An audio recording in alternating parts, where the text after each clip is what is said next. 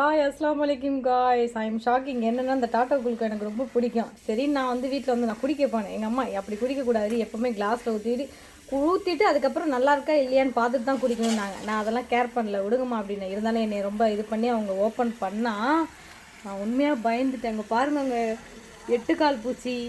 அவங்க சொல்லாதான் நான் பாட்டுக்கு நான் ஃபுல்லாக குடிச்சிருப்பேன். இதுதான் நம்ம வந்து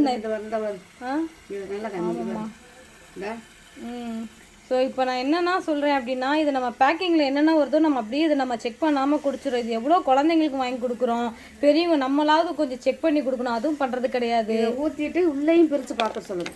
உள்ளேயும் பிரித்து பார்க்கணும் நம்ம இருக்கா அப்படின்னு உள்ளேயும் செக் பண்ணணும்னு சொல்லுவோம். ஸோ இது ரொம்ப வந்து என்ன சொல்கிறது, ஒரு தவறுதலான ஒன்று. ஸோ எப்போவுமே வந்து நம்ம செக் பண்ணி இதை நம்ம அவாய்ட் பண்ணிக்கணும். அங்கே பாருங்கள், இது இல்லைன்னா என் வயிற்றுக்குள்ளே போய் ஐயோ.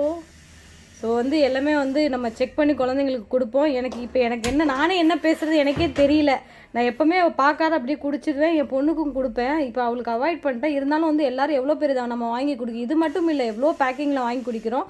ஸோ எல்லாமே வந்துட்டு அதை அவாய்ட் பண்ணிவிட்டு அப்படி நம்ம குடிக்கணும்னு தோணுச்சுன்னா அதை செக் பண்ணிவிட்டு இந்த மாதிரி கிளாஸில் ஊற்றிட்டு ஸோ அது இன்னும் இருக்கா அப்படின்னு பார்த்துட்டு இது உள்ளேயும் செக் பண்ணிவிட்டு கொடுங்க. மஸ்ட்டு அவாய்ட் பண்ணுறது best. So keep shopping play store கிஃப்ட்டுன்னு சொல்ல மாட்டேன். நல்லா செக் பண்ணிவிட்டு குடிங்க. தேங்க்யூ.